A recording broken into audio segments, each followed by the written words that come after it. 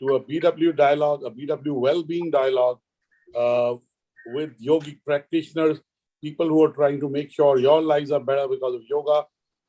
We did this last year, and we have a set of practitioners and leaders in yogic believers here. So let me start by introducing each one of them. I would first request Grandmaster Akshar to switch on his video so that we can see him. Grandmaster Akshar, welcome. Again, he's somebody who's really making a difference to the lives of people. He's coming in touch. Let me also introduce Ms. Pooja Verma. She's a corporate executive turned into a yogic professional. She's a yogapreneur, as she likes to call her self. So thank you, Pooja, for joining her. We also have Ms. Nidhi Ajay Yadav, again, who's a level 3 yoga teacher. And really, I'm sure her students are getting impacted with the kind of yoga she's getting them to do. We also have Satakshi Shiv Prasad Kukreti, who joins us from Bombay. She's also a yoga teacher, and she's trying to get a mastery into all aspects of yoga, as well as make sure that our students have the mastery. Let me start by asking all of you, why do we celebrate the Yoga Day only once a year? Every day should be a Yoga Day. Isn't it, Grandmaster Akshar? We celebrate festival once in a year that gives the energy for the whole year, like Deepavali or Christmas or Holi, like that. Right. Well said. It is a festival now. Okay. So I would like to ask you that in 2021, because the last 16 months, health has become even more important for everyone. Increasing immunity has become even more important for everyone. The right lifestyle, not just doing yoga, but the right lifestyle of which yoga is a very integral part, which is sleeping in time, getting up early in time, doing yoga, sleeping enough, eating in moderation, eating the right food. So yoga and holistic well-being are intertwined, they're interrelated. Grandmaster Akshar, give us a sense of how busy people can integrate yoga into their lives. A lot of people say, "Main kar nahi pata hu because I'm very busy." So what do you have to say to them? See, what happens here, Anurag ji, if I'm not careful today, tomorrow I need to pay for that. That's what I'm seeing with the practitioners, especially from the corporate world. They work real hard till 40, 45, and after that, they're not able to understand what is happening to their body. Physically, they may look good. Physically, everything looks very, very much fine, but internally, there is some damage, and that damage can be controlled if we integrate yoga at right time.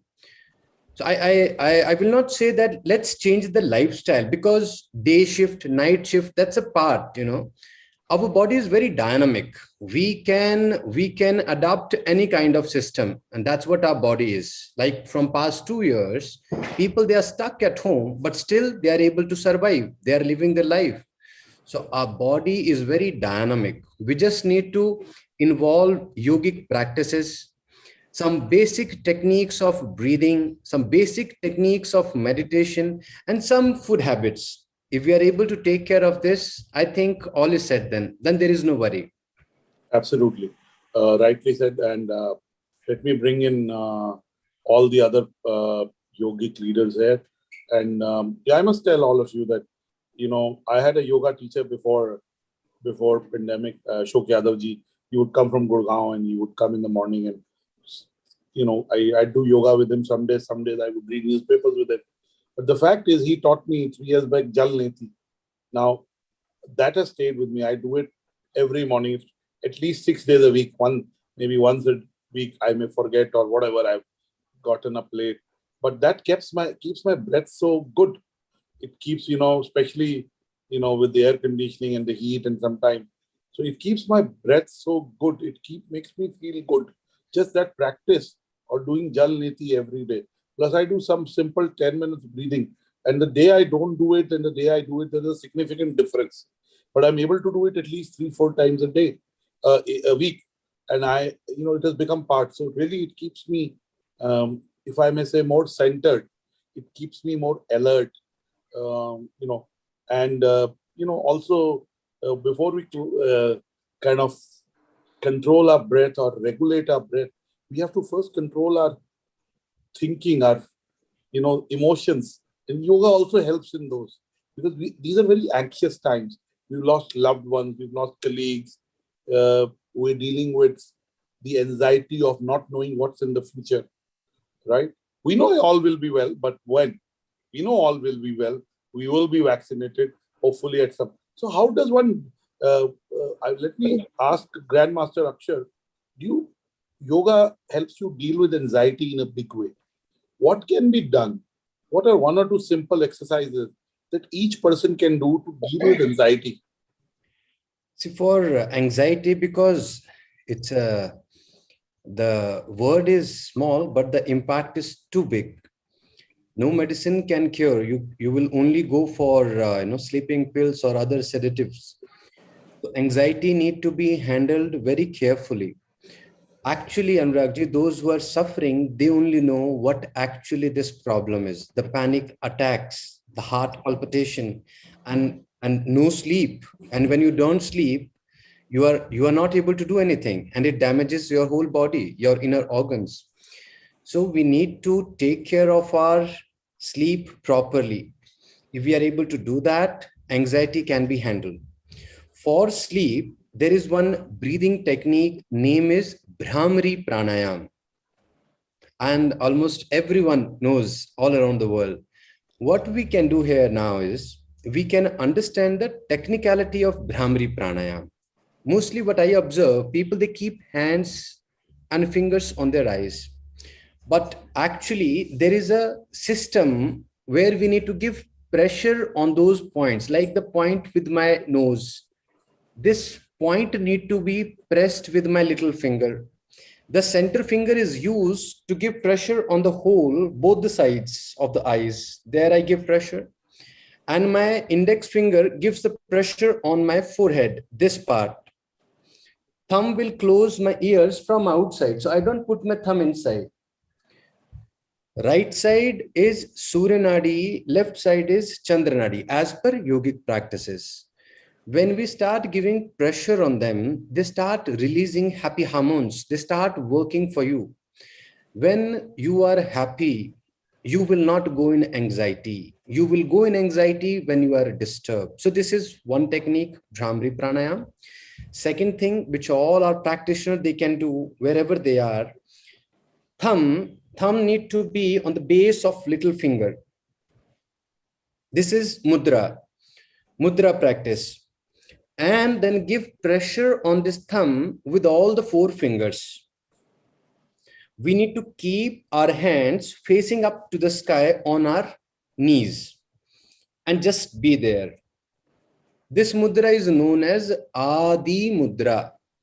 And the amazing part is that when we come on this planet, when we take birth, we come in this manner only. Our hands are like this. This mudra is having very, very dynamic impacts. I had discussion with many of our pain management senior lead consultant doctors, and they all are saying, all the practitioners, when they're using mudras, they're able to see difference. They're able to see that anxiety, because I'm not able to see what will happen to me tomorrow. I'm losing my job. As you said that, you're losing your people, your family, which is you can't imagine. You are not there to for their cremation also. So that sadness, that pain, that trauma, that guilt, it's unbelievable how you will face it. But these mudras, they will help your nervous system. So Adi Mudra and Bhramri, both of them, they're working on our nervous system. And if my nervous system is relaxed, I am balanced. And if it's not relaxed, I'll be angry, and my anger leads to anxiety. Beautiful. So I learned doing the Bhramri, from Ashok Yadav, and he no longer comes to Delhi because of pandemic, but I do it, and I don't know how well I do it, but I do it. Let me bring in, for bringing in the Bhramri and the Adi Mudra into perspective. I know that Bhramri is very, very relaxing. It generally makes you happy, and it gives you the feeling of shunya or completeness, whichever word you want to use. So let me now bring in Ms. Pooja Verma. I knew Pooja from her past life of being an executive in a technology-led services firm, and then she's gone on the journey of being a yogapreneur. Pooja, first of all, a little bit about your journey, and second, I would like to ask you. I know you do your yoga every morning, and you inspire other people to do yoga. But give our viewers one or two easy tools, techniques by which they can do yoga and help themselves. Of course, it's best to have a master, and technology allows you to watch your master remotely, or your yogi guru, whatever you want to call your guruni, or whoever is your yogi teacher. I'm Abhyasi. Yes, Abhyasi, that's the right word. So give us our viewer a sense into your journey, and how did you come to becoming a yogapreneur? First of all, thank you so much, and मेरा शत शत प्रणाम आप सभी को. अक्षय जी, आपसे पहली बार मुलाकात हो रही है. I have heard a lot about you from my Guruji. So आपके लिए thank you, मतलब thank you कह रही हूँ. मेरा शत शत प्रणाम आपको. So thank you, sir, again for inviting me for this forum. As you all know that I was earlier working for a US-based MNC for I had a corporate life of 8 years. लेकिन मैं वहीं पे थी, अटकी हुई थी. My deadlines, my revenue generations, because I was heading Delhi NCR, and I had so many commitments, and then relationships, and traveling to clients and everything. So वो सारा baggage था एक. At the same time, when I met Guruji, Himalayan Yogi, जिसको आप जानते हैं, आचार्य अद्वैत योग भूषण जी को, उन्होंने मुझे Acharya Advait Yoga Bhushan ji will join us in some time. Yes. So I just also Devi Mohan will also join us in a while. I just want to announce. Yes, go on. Okay. तो उन्होंने मुझे एक midway बताया कि how I can balance the Vedic lifestyle along with my urbanized, lifestyle, कि मैं दोनों को साथ में लेके भी चल सकती हूँ. There is a midway to that. So he called himself a midway seeker back then. तो एक midway path है जिसमें कि हम दोनों चीजों को बैलेंस करके चल सकते हैं. बस वही जैसे अक्षय जी ने भी बताया कि हम कुछ मुद्राएं हैं, कुछ योगिक वैदिक प्रैक्टिसेस हैं जो कर सकते हैं. जैसे कि आपने मुझसे पूछा कि कैसे एक दो टूल्स, तो एक दो टूल्स कहना would not be the right way, because I consider yoga as a holistic approach, and there are steps to the yoga that leads to the your yogic journey. मैं अष्टांग योग फॉलो करती हूँ, तो मैं ये बोलना चाहूंगी लोगों को कि ये यम नियमास को अपनी लाइफ में वो लोग अपनाएं. उसके बाद आती है स्टेज आसनास की, तो आसनास में वो आसन करें, और उसके बाद आती है प्राणायाम स्टेज. बिकॉज आज की डेट में क्या है, people are directly jumping on to the pranayama stage, और they are directly jumping on to the meditation stage, which is not the right way, because उनकी body अभी pranic body is not at that level that they would allow them to it would allow them to sit for longer hours for their meditation or for their dhyan or for the pranayam techniques. तो उसके लिए पहले उनको अपने शरीर को निपुण बनाना पड़ेगा. They have to open their energy channels जो कि भी jumbled है. If you may know, there are about 72,000 nadis flowing in our system. ये एनर्जी चैनल्स हैं, और जब तक ये खुलेंगे नहीं हमारे लाइफस्टाइल की वजह, हमारे ईटिंग की हैबिट से, हमारे we don't sleep on time, we don't wake up on time, तो बहुत सारी चीजें हैं जो हम सही नहीं करते हैं, जिसकी वजह से ये जो नाड़ियां हैं ये ऐसे उलझी पड़ी हैं. जब तक ये नाड़ियां खुलेंगी नहीं, आई डोंट थिंक सो हमारा प्राणिक जो फ्लो है वो एक्चुअल में प्राणायाम जो है हमें बेनिफिट कर पाएगा. और प्राणायाम बेनिफिट नहीं करेगा तो we can not move into the next stages of pratyahara, dharana, dhyana, समाधि. तो ये फॉलोइंग स्टेजेस है. तो एक ये पूरा का पूरा एक मैथमेटिकल प्रोसेस है, I would say step by step process है जो पतंजलि योग सूत्रास में दिया हुआ है. And I would say for this we have to change our education system. और जब तक वो चेंज नहीं होगा, बिकॉज ये after 30s you're adopting a new lifestyle, which is a very tough job. Unless and until you are really into yoga, you really want to change your life or transform your life, I would say ये बचपन से ही होना चाहिए, school time पे होना चाहिए, धीरे धीरे टाइम पे होना चाहिए. And eventually this can actually help you in your ब्रह्म अवस्था, योर गृहस्थ अवस्था, देन आपका जो लेटेस्ट स्टेजेस ऑफ लाइफ है, ऑफ वानप्रस्थ एंड संन्यास, तो उन सब में आपके सारे आश्रम्स में आपको हेल्प करेगा. सो होलिस्टिक अप्रोच होती है योगा की. एक या दो tools I would not recommend. At least the breathing, slowing down your breathing as its own, sitting without a digital device. You must detox a day. You can't do yoga and use both your hands to make mudras. But unless and until, Sir, but unless and until your spine is erect, your spine is erect, you are not, benefiting yourself. You need to have an erect spine when you are practicing pranayama or when you're practicing deep breath. आप 5 minute बैठ पाएंगे और उसके बाद आप late जाएंगे, आपसे नहीं बैठा जाएगा. It will start paining, your back will start paining. उसके लिए आपको The पहले right आसन posture से, in your spine being erect is very, very important. I know this yes, was the your first thing tailbone told to me is when I out. started. Exactly. एक रीढ़ की हड्डी जो है, that is the most important element for any yogi or for any अभ्यासी. और अगर कोई योगा में आना चाहता है, उसके लिए अपनी बॉडी को, उसको अकस्टम करना है. For that he has to practice spine extensions, spine lengthening asanas. उसको बैठना रहता है, पद्मासन, सिद्धासन, बहुत सारे आसन है जिसके अंदर वो बैठ के पहले अपनी बॉडी को सशक्त बनाता है. Once his body is, accustomed to Attuned, that sitting, attuned to accustomed attuned to that, and then only he can practice the pranayama and deep breathings. Thank you so और much. एक We'll beginner come to को, you and एक yes, beginner को 15 minute से ज्यादा, 10 minute से ज्यादा प्राणायाम नहीं करना चाहिए, I would say. yes, absolutely. Everything in moderation, and gradually you keep Yes, improving the length of what you do and also the complexity of what you do. So you go to a difficult asan, maybe once you've done and that's why you need a guru. That's why you need a ji, coach. That's why you need ji, a yoga instructor, whatever you want to call yoga uh, teacher. a teacher, right? That's so. Let me bring in now Miss Nidhi Ajay Yadav ji. Once I'd like your opening comments on why we don't need to evangelize why yoga is needed, what are the benefits. But as I said, give us some practical tips, especially business world audience is a business audience, entrepreneurs audience, the CXO audience, people whose work is very important for them. So how can they balance their busy life with doing some simple exercises which can help them do better overall in their health, in their mindfulness, and in their breathing. So Ms. Nidhi Ajay Yadav. Yes. So first of all, thank you very much. I would like to express the gratitude that I'm able to be part of this forum. Grandmaster Akshar, namaste to you. And before I give my perspective to it, Anurag ji, I would like to say that I was listening to Pooja ji, and I belong to the corporate background myself. I've been a software engineer for like 10 years. And as she said rightly, that adapting to a lifestyle after 30 is like a tough job. So I hear you, Pooja ji, and you're absolutely right.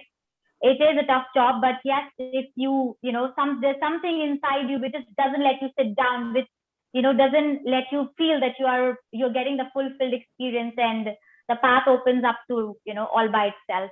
So to answer your question, Anurag ji, as I have been in corporate life myself, the one very practical issue which I would like to tell you is the cervical issue, the cervical problems, the lower back pain, middle back pain, and cervical pain. So when I wanted to start yoga, when I thought that I would do something different from what I've been doing, one reason what pushed me to it, my health issue. So yoga has been, I believe, an excellent tool in rehabilitation, injury rehabilitation. So one thing which I would like to suggest here is that everybody, whoever has a sitting job, you're sitting for longer hour, 4 to 5 hours, or 8 hours at a stretch. First of all, don't do that. Give yourself some break. And many corporate have started doing these yoga breaks these days. Yeah, That actually helps. Yeah, couple of exercises which everybody can do, even by the concept of chair yoga. Although it sounds very modern, it's not very traditional, but in my opinion, it helps. It gives you immediate benefit when it comes to your physical health. So one thing which all you all can do just by sitting on the chair is just raise your arms above your head, and then you grab the opposite elbows, and then you push your arms away from the body, right? Yeah, but the one which you are doing is Tadasana, wherein you interlock your very nice, fingers, very wherein nice. you can, just grab the opposite elbow, just push it back. Yeah, you will feel the immediate release in your, upper back pain. That's one thing. Another thing I would like to tell you is that no matter which, practice or posture, asana, I'm talking especially about asana here, it is very important that you release also nicely. Right? So for example, the one which I just showed you here, you are here and you're pushing it all back and you're feeling all nice, you're breathing, eyes closed, everything. Now, when it comes to releasing, you want to make sure that you release the way you went into the asana, right? So how you went into the asana? First, you're gonna straighten your arms. You're gonna give yourself time for a second. You're gonna stay here, straighten your arms, and then slowly rotating your arms, you're going to release. That is what. Pay attention to how you let go, how you release. Right? Second thing is, again, this is for corporate people, as Anuragji asked, shoulder joint, right? See, shoulder, every joint of your body has certain movements, right? Your shoulder joint also has certain movements. For example, you can lift your arms up and down. You can take your arms back and stuff. Other thing. One very important shoulder movement is rotation. Now, if you pay attention to it, you will realize that all the other movements of the shoulder joint, you keep on doing.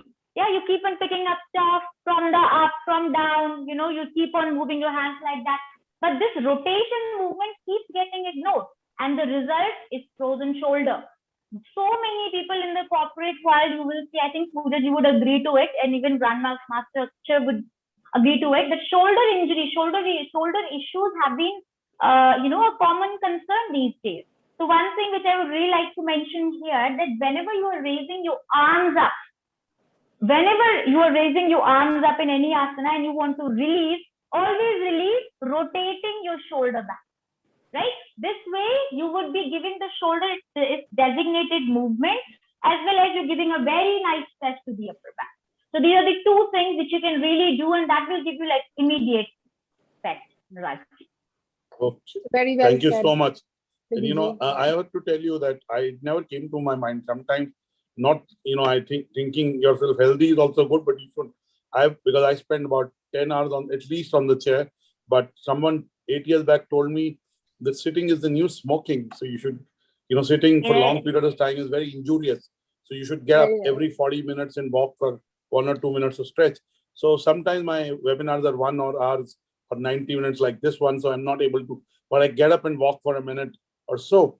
But for the last 2 weeks, I've been having pain on the right side of my, on the upper part of my hip. Maybe so I'll try and do what you just suggested and get up more often and rotate. But let me bring in Ms. Satakshi Shruti Kukureti, who was again in the content creation domain, and she shifted to building organic products and doing yoga. So Shruti, Satakshi would like to hear your perspective on what made this journey happen. And one of the things is not just talk about yoga, but also give us some tips like Grandmaster Akshar ji did, Vanna ji, Nidhi ji did, Pooja ji did. So we want some tips from you. Namaste and thank you, sir. Thank you, Anurag sir, and sabko namaste and happy International Yoga Day, aap sabko. So basically, I'm from Rishikesh. So maybe this is the reason that yoga picked me. I didn't pick yoga. Yoga picked me and Ayurveda picked me. And I used to be very fat and used to be in industry. But just a sudden happened to me that I switched into yoga. And I am just loving yoga. Yoga is all about, as Akshat sir said, that it's all about breathing. It's all about a good perspective, a positive mind. I know it like ये एक दिन में नहीं आता, practice लगती है. Because हम लोग इतने ऐसी दुनिया में रह रहे हैं जहाँ पे हर जगह competition है और लोग अपनी अपनी बातें रखना चाहते हैं. But it's okay. Yoga is a very good technique. Sir ने जैसा बताया मुद्राओं के साथ, मैम ने बताया कि कॉर्पोरेट लाइफ में इतना हम लोगों को इतना प्रॉब्लम होता है बैठने का. और अनुराग सर ने जैसे अभी बोला कि 40 मिनट्स में हमेशा खड़े हो जाना चाहिए एंड एक वॉक लेने जाना चाहिए. तो हमें जैसे मैं सिर्फ यही बोलना चाहूंगी कि जैसे भी हमको टाइम मिलता है तो हमें क्या करना चाहिए, एक 40 मिनट्स का टाइमर लगा लीजिए. फिर अपना टाइमर जैसी होगा आपका, जैसी टाइमर, जस्ट वॉक, जस्ट आप अपने प्लेस से खड़े उठिए, हल्का सा वॉक कीजिए, थोड़ा सा पानी पीजिए. पानी, वाटर इज लाइक वरदान, लाइक ऐसे बोल सकते हैं कि पानी के बिना कुछ भी नहीं है. तो हमेशा हमें 40 मिनट्स बाद पानी पीना ही चाहिए, बिकॉज हमारी 70 to 75% बॉडी में वाटर है. और हमारे एलिमेंट, जिन धातुओं से हम लोग बने हैं, आयुर्वेदा में जिसकी बातें होती है और योगा में जिसकी बातें होती हैं, तो हमें पानी का सेवन बहुत करना चाहिए. उससे हमारी आधे रोग मिट जाते हैं. सो और मैं एक और चीज बोलना चाहूंगी जो मैंने प्रैक्टिस की है, like taking a break in a week with food habits. Like एक दिन आप पानी में लीजिए या फिर आप सिर्फ फ्रूट्स खाइए to detox your body. And वैसे भी सबको बहुत अच्छी चीजें पता है योगा के बारे में, and I always include green tea, and as I make like Ayurveda green tea, so obviously that's the best thing I adopted in my life, and I'm so happy. And soon I'll give a packet to sir also, and Rag sir. Happy, happy to get it, and for all of us. Thank you so much, Shruti, for contributing and sharing your journey. It can get other people on the journey. Let me now bring in Grandmaster Akshar into the conversation back again. How to slow down. I work literally 14 hours a day. I think in last 16 months, because I've met very few people, it's possibly become 15, 16. But I've learned I sleep well. I eat well. I've lost weight without any external help because my sleep and my food habits are very balanced. I've almost become vegetarian, almost, which means I'm possibly in 40 days I've eaten something that I shouldn't eat, but I've become vegetarian and it is helping me. I'm sleeping enough, it is helping me. I'm eating at home and I'm eating right and it is helping me. I'm eating my meals for the first time slowly. I'm conscious about eating it very slowly. And the other thing is I try not to eat anything after 7, definitely not after 8, which is a big, as a Punjabi, I'm too used to eating my dinner around 9:30, 10. But I've done away with it. Simple thing. Well, how do we slow down? You ask the question and answer is also no, but I'm giving my experience to set a context. I really want you to answer it. I was doing it to set up a context, but coming from you, somebody who guides so many thousands of people, there'll be much more gravitas. See, each one of us, we have our own lifestyle, and on the basis of that we need to adapt to yogic training. Yoga is very powerful. As per time, place, circumstance, it can change, it can work for you. For an high performance athlete, the language of slow down is different than a person who's in corporate world, or for a homemaker. The power of asana is different, pranayam is different, meditation is different, and what exactly is happening to me on the basis of this medicine. How you take medicine, same way yoga is given to you as medicine. You don't do yoga whimsically. It's a very systematic process which masters, they guide the practitioner. What is the aim or the goal of the practitioner? On the basis of that, yoga is transferred. Now, suppose if for children, if they are in school, what kind of yogic technique can be given to them to slow down is totally different than the person who is in the office. Yes, so that way we need to plan, and this is done by an expert. So teachers, experts, they will sit, they will understand, how you do counseling. That way you take advice. One thing what you already shared, that you eat things on time, you eat your food on time, and you sleep on time. That way, if we are able to put clock to our body, that this is the way how I'm gonna live my life, this is the time for my exercise, this is the time for my pranayam, this is the time for my office, my company, my business, or this is the time for my recreation. You need to have your good time with your family, with your friends, go out, so that way you live your social life. And then it comes on going deep with yoga. When you really feel that now you want to go deep in yoga, then come to the Himalayas. Yeah, absolutely. I think like in every discipline, you're a beginner, and then as you discover the benefits, you get better, and you put more effort into it with more dedication, with more sincerity. I think your intent and action, once they are in sync, the benefits of yoga can be immense. And you gave us, in your opening comments, you gave us the tips into doing Brahmari. You talked about the, Yoga Mudra. Mudra, yes, yeah. Yeah. So can you give us some other simple things that can be done by people and it can benefit them? Of course, always if a yoga guru or a yoga teacher or a yoga instructor, whatever terminology is guiding you, that's better. But still, if they can do something on their own. See, for people, those who are not able to spend quality time with the yogic practices, they need to, yoga is like an ocean.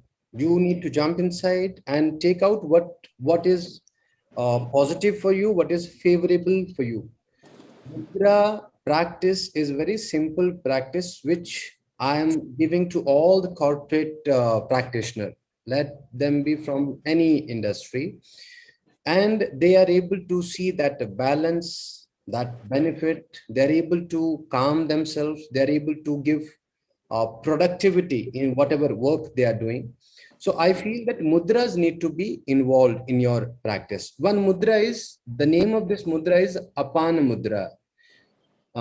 In the when you are in the lifestyle of 8 to 9 hour continuous, you are sitting and you are in one atmosphere, it will naturally disturb your stomach.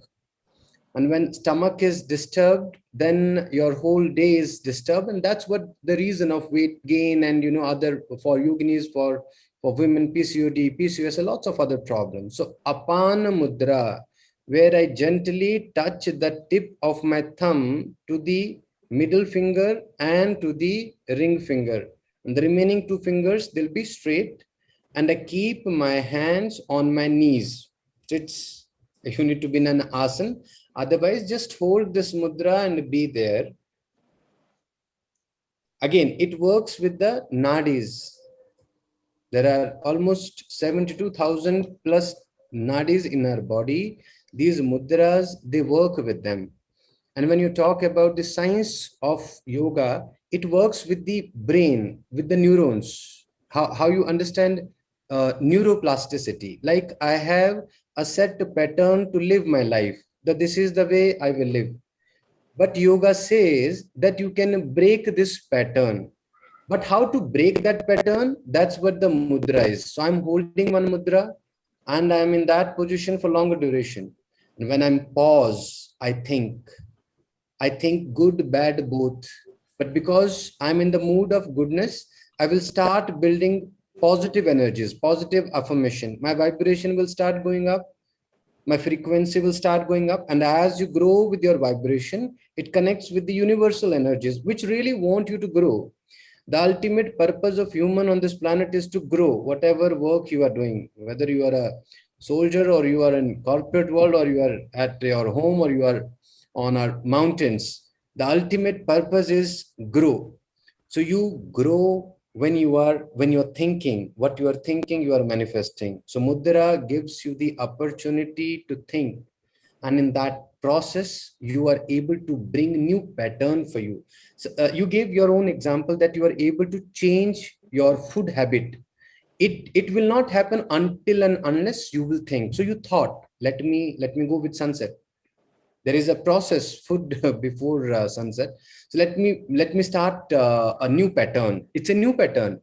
You are breaking the old pattern, which was really tough. Neurons, they have their own mechanism to transmit the their own inputs to you. No, don't do.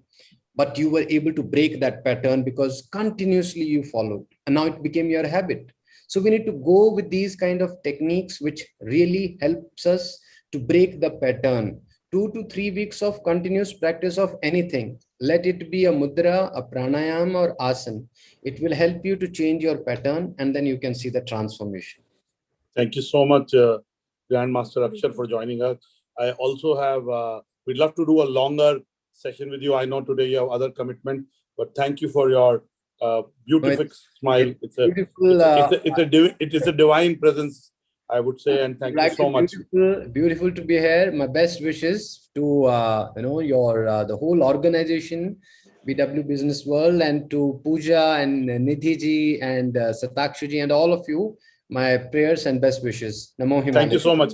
Through BW Wellbeing World, which is our community on well-being and includes yoga, we'll invite you for a one-on-one soon. And hopefully, at this point, we'd let you go, but I would say that Ms. Devi Mohan has joined us. She was part of the celebrations last year also. Welcome, Devi ji. She joins us from Eastern Europe. She's the global ambassador of Mohanji Foundation, and she's a senior instructor and director of Himalayan School of Traditional Yoga. Welcome, Devi ji, for joining us. We'd like you to tell us why do you think yoga is even more important than it was last year? Because we know that we are focusing on health, immunity, on dealing with our emotions. So give us your opening comments on how you transform the lives of people and how busy people can do yoga. Devi Mohanji. Thank you so much. Wonderful to be with you again after a year. It's been a truly eventful year. I have not been more busy since the COVID started. And our daughter Mila said, thanks to COVID, I could spend time with my Indian grandparents and my Serbian grandparents. So I think this 1 year was very eventful, even though it's been a year filled with challenges. Yes, thank you. I'm sorry about my long titles. It's just the way it is. So by the time you list all my titles, half an hour is gone. First of all, I would just like to greet all the eminent guests. It's really an honor for me to be in this panel with you. And I'm right now in Slovenia, so it's not really Eastern Europe. Last 3 years I've been living in Slovenia. And today I started at 4 a.m. with there's a 4 a.m. club from Kerala. My husband Mohanji is from Kerala. So I spoke at the 4 a.m. club. Then I conducted a yoga session, beautiful, at the hilltop of St. Anna, where I live in Slovenia. And then 3 yoga sessions in school, and they were amazing. I thought I was gonna get tired from so many back-to-back yoga sessions, but the kids were amazing, and it just brings a lot of joy. So that brings a point about yoga. It's not an exercise. It's not something that makes you tired. And especially when you really and truly honor the ancient science of yoga from your heart. For me, I don't know, since many years I've been feeling, it's probably not from this lifetime, I've been feeling that sacred connection with the ancient masters and rishis, the sages who gave us this knowledge. And I'm deeply touched that it's given, that it's an ocean that's given with so much of love, unconditionally, never turned into a dogma, and yet carried through centuries again and again. With so much of beauty. So it's such an honor to be an instrument of yoga in my best capacity. Now for the busy world, one important point, I fully agree with the Grandmaster Akshay, what he spoke. Definitely, yes, we lose our routine very easily and we don't stick to a specific practice. So be it a set a sequence of asana with pranayama or a meditation or even a mantra chanting, when it's specific and you have a routine, then it really has an effect. So that consistency, commitment is important. Then from another angle, our ability to be flexible, so catching on to one practice that really gives you that kind of pillar that you hold on to in the times of crisis, and this time was called COVID, was a time when many people sank into depression, lost the hope, lost the willpower, and got drowned in spiritual laziness, tamas and procrastination. I've seen many people. On the other hand, there are other people who use this time and the opportunity to rise up, to really say, okay, whatever time I have left here, I can use it for the best, So sometimes it's good for us to have that threat of death hanging around to be more focused. But most people, where they get lost is getting overly exasperated with the load, Now this is also because we live at a time where everything is speeding up. Our day is no longer 24 hours long.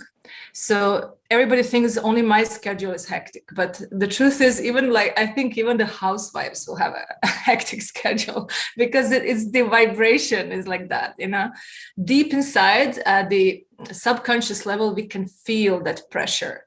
the whole energy is rising up into higher frequency. And it's like you're on a treadmill and the speed is much higher and you're now struggling to keep up, on the treadmill. So this is how our life feels at the moment.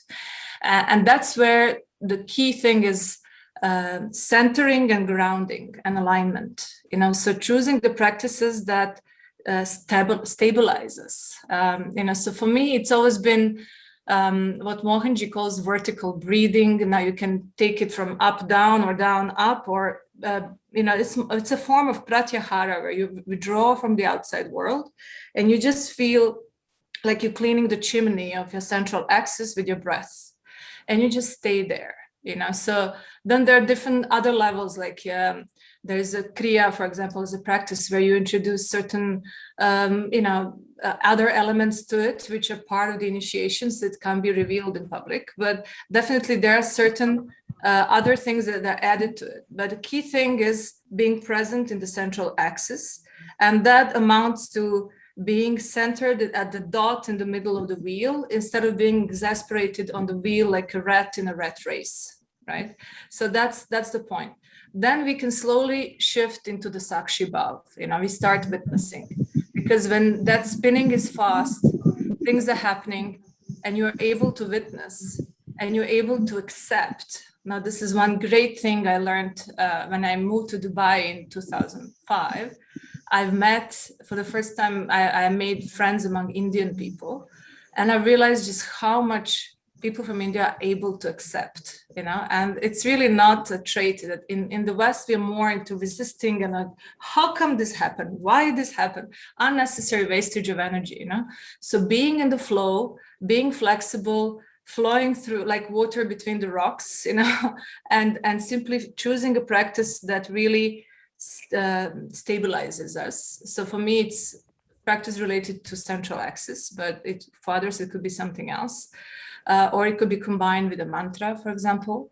And then definitely practicing yoga, because yoga really prepares our body, and the body, mind, intellect, ego, spirit, everything is touched by yoga, the entire mechanism. But it brings us into the sattvic energy. So without sattvic energy, we don't have the jumping board into the higher consciousness. We easily slip into tamas, or we are overly exasperated in rajas. So overall, I feel when we combine yoga practice, certain spiritual practice, and most importantly, social service, like actually adding that higher purpose into our lives and doing our best to contribute, then we can really say that no matter how busy we are, we can find the time for our sadhana, for our seva, spiritual, social service, and really get that time for ourselves. So understanding that life is short and excuses will not help us. So this will be Thank you so much for beautifully explaining this. And I'm sure it will motivate a lot of people to be able to embrace a healthier lifestyle, of which yoga is a very integral part. It's about the intent, and it's about purity of the intent and the purity of the means. The purity of means is equally important as the end. But let me at this point bring in Nidhi Ajay Yadavji again into the conversation. And Nidhi, one of the things is people don't know that, Pooja talked about the position of the spine being absolutely straight and erect, and that can help, the posture can itself help in curing a lot of things. But give us a sense of some of the, like you talked about, a simple exercise of taking your hands up and, kind of stretching and, bringing it back the right way. Give us some more exercises and the philosophy and the science behind them. Sure. So, Anuragji, one thing why, yoga has been working as an excellent injury rehabilitation tool. I keep on saying this again and again. I mean, even in my previous answer, I said this because I work with a lot of senior people, right? And when you practice with senior people, it's not, like the usual asana class wherein you're doing, Surya Namaskar. I mean, I have a practitioner who is like 82 years of age. So no question of Surya Namaskar at all. And she's an excellent practitioner of yoga sadhana. So it's like that. So when I work with a lot of senior people, I realize that people want to look at yoga or want to utilize yoga as want to achieve the maximum potential with the physical self. Of course, there are a lot of other aspects to yoga. Of course, there is, but this is something which people want to access first. So, as an injury rehabilitation tool, I would say this is one of the best things which you can do to yourself. And why it works is because it stretches, it works on your central nervous system. It stretches the back. And when it works on your central nervous system, as Grandmaster Aksharji said as well, that when your nervous system is relaxed, everything else will come, in order. So that is one thing. Apart from that, the asana will also work on your endocrine system. Like there are a couple of asanas which are excellent for diabetic people because it works on your pancreas gland, and it also works on your lymphatic system. So it improves your immunity system. Right. So I was listening to Devi Mohanji and how she explains about all the secret subtle benefits of yoga. Of course, everything is there. As Grandmaster says that if you want to go deeper into it, go to Himalayan, of course. But then there are people who just want to achieve, they just want to improve a knee pain, just want to improve upon to their arthritis, and that's it. So for the corporate people, for example, just as long as my upper back is fine, as long as I don't have any pain, I'm good, right? So one asana, one stretch I've already given to you. Another thing is, as I already said, the shoulder rotation is something which you really want to pay attention to. Every time you raise your hand up, ensure that you rotate and release. Don't just drop your hand, right? Another set of exercise which I'm going to give to you is beautifully works on the cervical issue, upper back pain. So there are 4 steps to it. Again, it can be done on the chair. I only want to bring in the practices which can be done sitting on your desk. I want to make it as practical and accessible as possible, right? So what you do is, this is done in 4 steps. So step 1 is that you raise your arms in front of you. You're sitting on the desk. Your feet are placed on the floor. If you cannot reach to the floor, try placing something so that, below your feet, so that your feet are on level. That's the idea, that you should be relaxed. That's the idea. Now you keep your back straight, you raise your arms in front of you, and then you take a breath. You inhale, you exhale. This breath is to relax yourself. Then you take the next inhalation and you take your arms back. You open up your chest. You take your arms as back as possible. So you're contracting your scapular region, and then you hold it there. You hold it there for 5 counts or 10 counts. Let's say you continue breathing. Then you come back again, and then you rotate your arms, and then you release again. This is your step 1. Now step 2, you're going to raise your arms little bit higher than the previous one. Not up. In first step, you were there. In the second step, you're going to raise your arms just little bit higher. Maybe to, just inches higher than the previous one. Again, you're going to do the same thing. Inhale, and you're going to take the arms back. Maintaining this angle, you're going to keep contracting the back. Hold it again.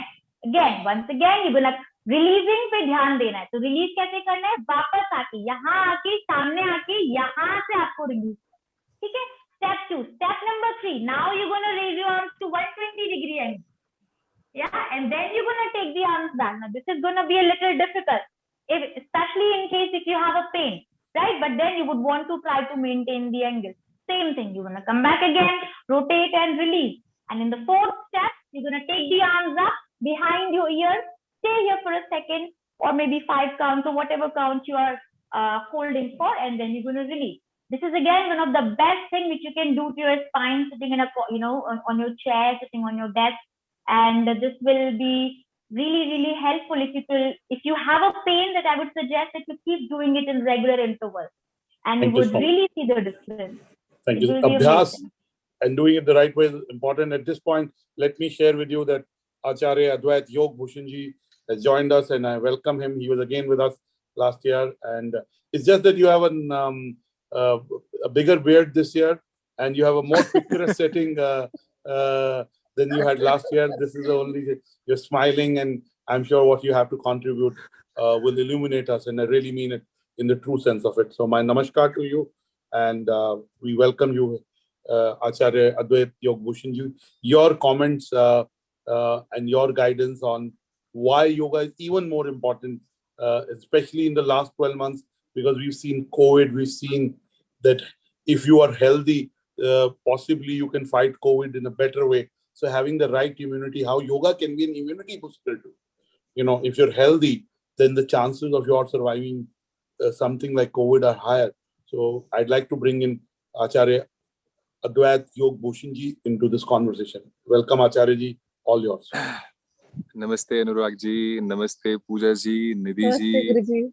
and all those people. And Devi Mohan ji again. After me, we are meeting you for one more year back. One year later now. And Satakshi Prasad Kukriti ji. Very long name, very beautiful one. Hard to learn. Sabhi ko mera pranam. And Anurag ji, I just want to bow down and thank you so much that you come here every year on this chair and you bring all us together and want to share something productive, something helpful to the community all the time. बहुत शत नमन और मेरा साधुवाद आपको. Thank you so much, Anurag ji. I just want to know the secret of this ability you have of speaking so much and organizing so much. I just want to know that if there is any yoga practice which can let us achieve this. So much thankful. I don't have to, so but much. I'm grateful for your time. And, I have to get more time from you. And I hope I can do it more than once a year and do it more deeply. But I would say that, I have good intent. And I also feel a gratitude at people like you. Because, the Jal Neti, I was talking to Pooja the other day about it. It helps me breathe better. So if more people can benefit by just being, if 2 people start doing yoga regularly by watching what they're watching today, I think I would be happy. So my gratitude to you, but it's my job to be able to interlocute. So I do it well. The only thing that keeps me going, one, I have responsibility. Second, I have dreams. And third, I would say is good quality sleep. I really don't compromise on sleep, as I told you. That's the most important thing for me. So you're like a polar bear, no compromisation with that. Sleep, yes, I think that's a good comparison. I have a Twitter handle, otherwise I would make it Indian polar bear. But maybe that's another time. But we love chatting with you, and I think you're in natural surroundings, and the scenery behind you is beautiful. So okay, let me show you for a while. This is actually, I think, must. Right now I am in Himalayas. So you can see, have a look all around, and behind me I have Devprayag. So I'm going live from Himalayas directly to you. As I was listening for a while, I listened to Aksharji. Aksharji was here, and I'm really so much like feeling guilty now that I didn't join little early. So I could have even paid some gratitude to him, that he was mentioning that whether if you want to go into the deeper sadhanas, so you can come to these trees and this mountain. So I'm already here, and I want to tell you something on this auspicious day when you take me here. Though I was not required here because my students are more better than me. So you already have Pooja ji here. She knows everything better than me. She have taken everything from me. I have nothing left out.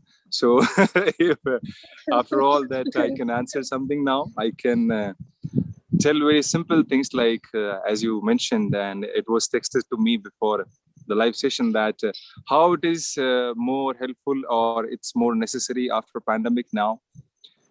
It's just like, people talk about consciousness, awareness. You're aware about this. You have to be conscious about this. You have to be enlightened about this. You have to know this and that.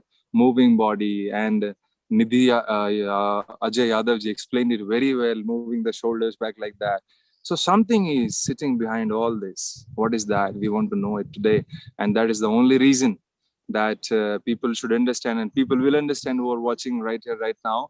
All the 23 people, mera sabhi ko sadhuwaad that you are taking out your time on this auspicious day of yogis, and for those who are health enthusiasts who seek good health and something alternative, not like taking a medicine in the morning and in the afternoon and in the evening. Those people who are not lethargic, I would say, that might be here sitting and seeking something good out of it. So something which Aksharji mentioned, something which Nidhi ji mentioned, something Devi ji mentioned, Devi Mohan ji mentioned, and I did not listen to Satakshi ji, what she was talking about. I'm really sorry. But something behind all this, we want to know the human body, we want to know the karma, we want to know the soul, we want to know the healthy reasons, we want to know so many things. And as Nidhi ji also was talking about Aksharji was also talking about, and might be Pooja also might have talked about this, that it is necessary to take care of your central nervous system. So this central nervous system thing, this central nervous system thing is, of course, no doubt, obviously, is the most important system humans have got, like the brain and the spine. And after that, the peripheral, like what we listen and how we respond. Like two sections are divided like that now. But there is something really, really important connected to everybody who is speaking here, and a yogi from ancient times or from modern times, and more will come time by time. It is actually very much related to this time right now, what I'm going to tell. And it will be very, very helpful for those people who are scared because of Corona. So you see, the number of people getting infected who are regularly practicing yoga and our own alternate methods like Ayurveda, they are drinking herbs, tea, this and that, plants, leaves, so many things, and doing breath practices and doing stretchings and bendings. Why they are not getting infected very easily? What is that thing? What we should know that, so that people find the authenticity logically and scientifically, and they get up and then they do what Nidhiji told, and then they do what Deviji, Mohanji mentioned, and then they do what Aksharji was saying, that it is necessary for different category and different layer and different styles are mandatory. So I want to sum it like that. There is nothing you need to do in your life if you want to get into yoga. You just simply need to enhance something, one just simple thing.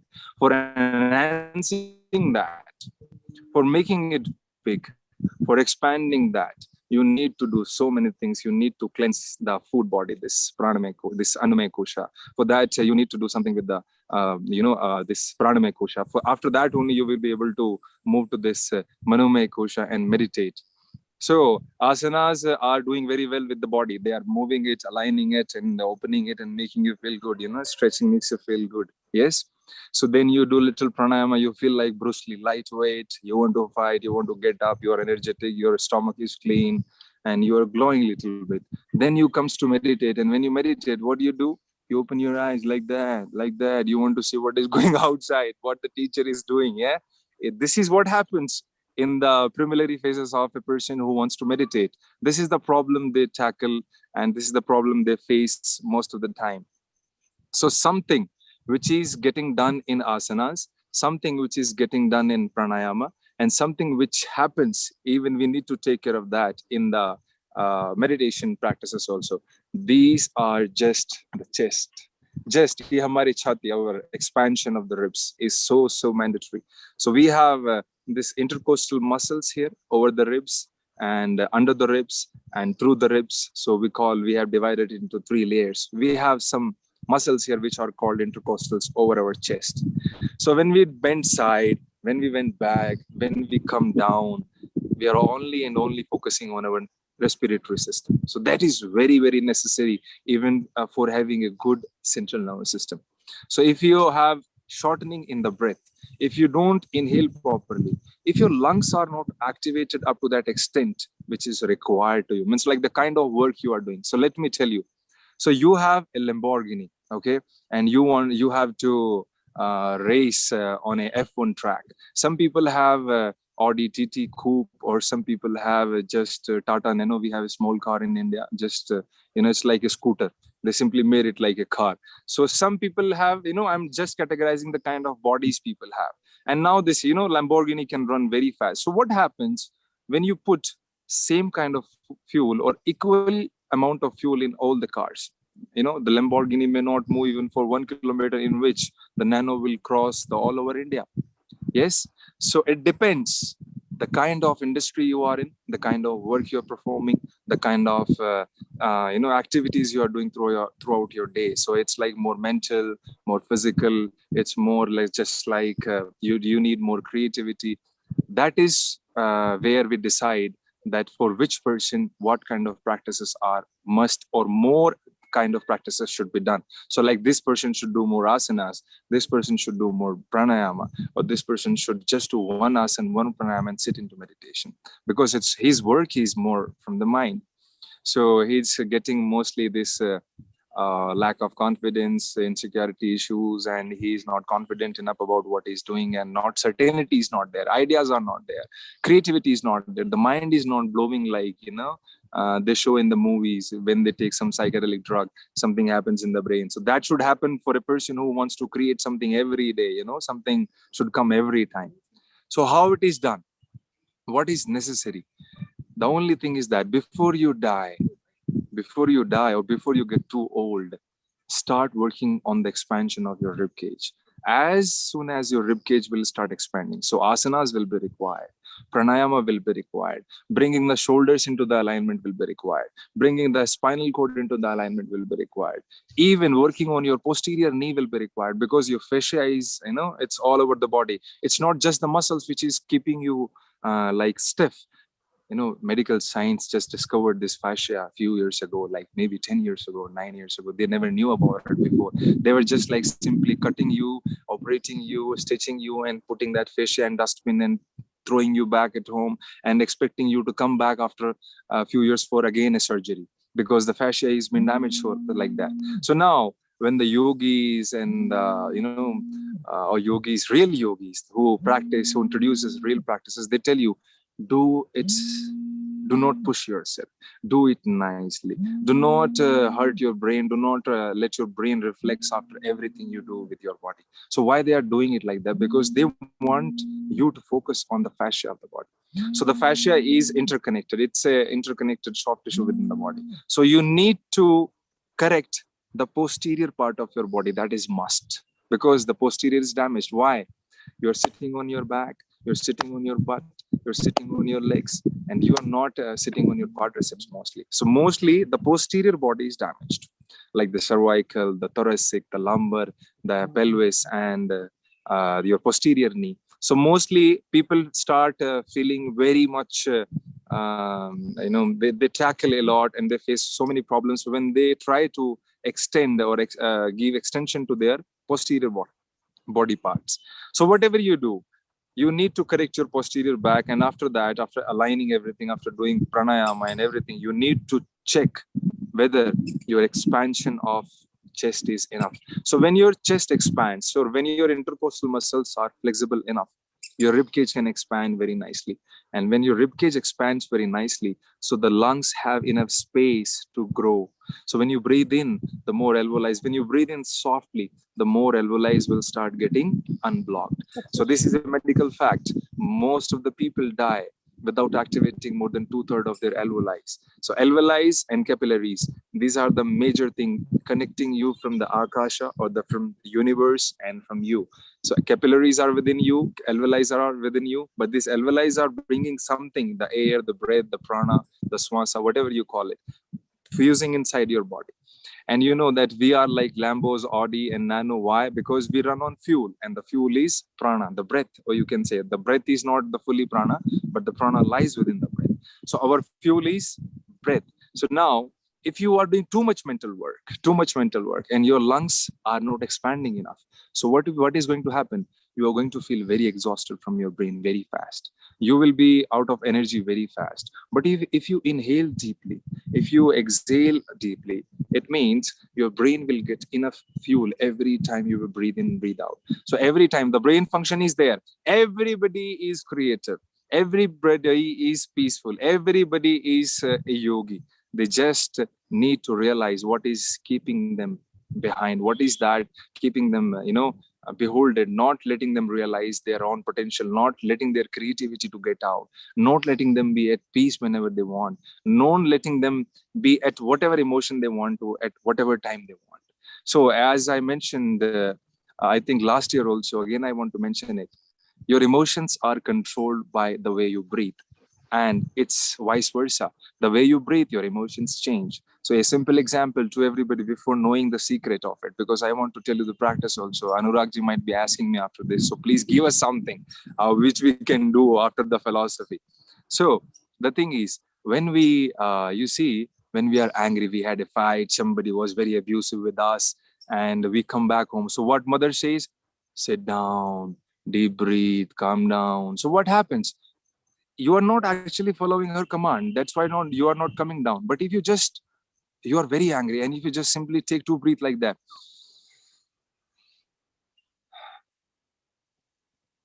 so the anger comes little down. You take one more time, it will come more down. Okay, so if this is a way of breathing, like calmly. When you breathe like that,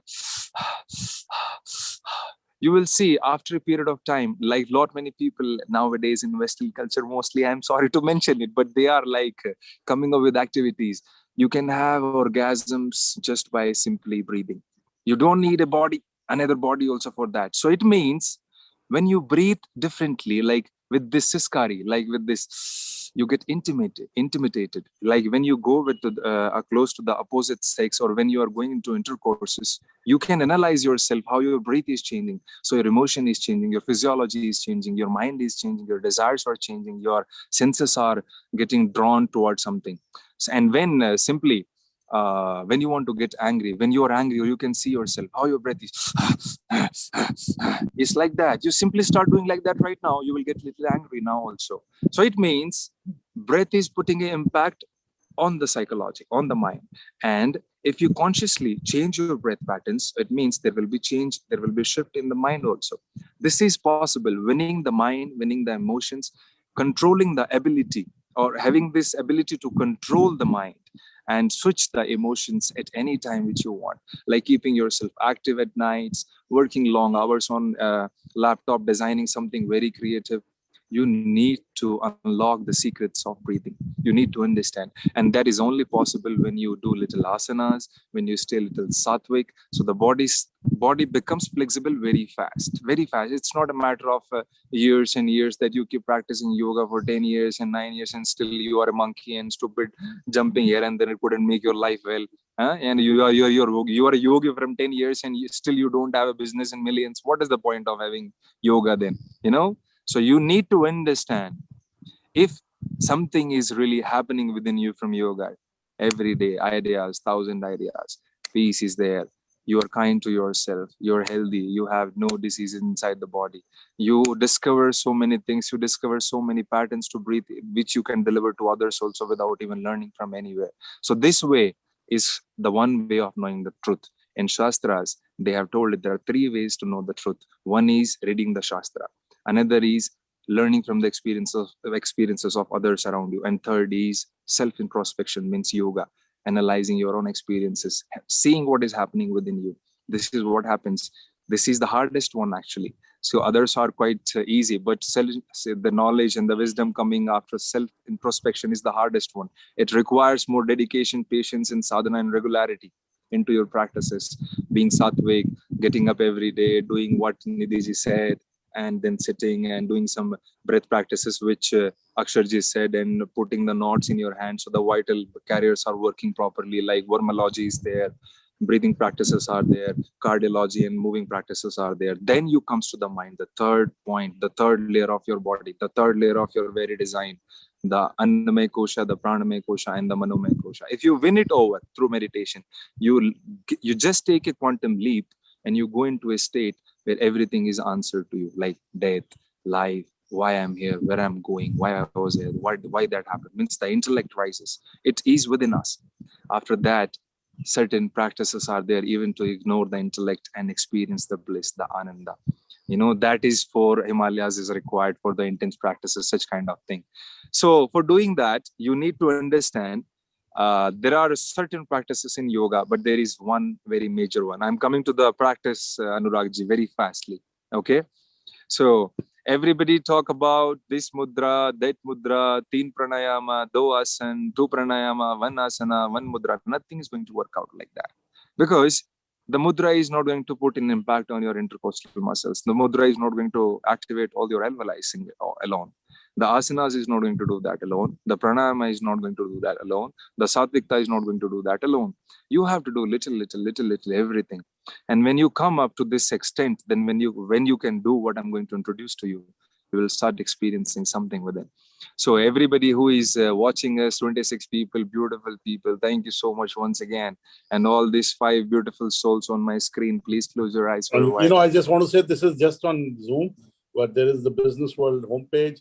There's the BW Wellbeing homepage. There is the social media. There are many more Okay, people. I don't know the count. okay. So but I just- सभी को नमस्ते. कोई गुस्सा नहीं हो जाए. Please, I'm really sorry if I'm not mentioning you. I am so grateful to everybody who will be watching it and maybe hopefully learning something out of it. So what I want you to learn right now is just close your eyes, nothing else. Just close your eyes, simply close your eyes. Everybody sit straight a little bit and just close your eyes. No nadi, no mudra, no asana, no pranayama. Just little voice of this stupid beardo person is required right now. Just close your eyes. And I want you to close your eyes, like literally, like just follow my commands and focus. If I'm directly connecting to you, everybody who is right now here, check whether your eyelids are softly, gently falling on your eyes. The eyelids should be effortless. There should be no effort for closing your eyes.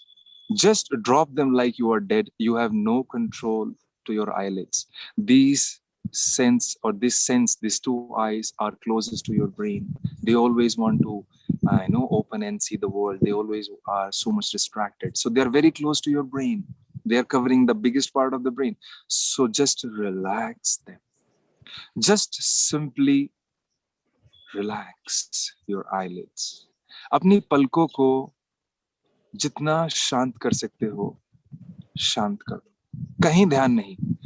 पलकों पर there should be no effort on the eyelids to close them. Simply drop them like the feathers of a bird, like a feather falling from the sky, simply just coming down. Your eyes should be so light, so much in love with them, so much. Just no effort. Become the best friend with them.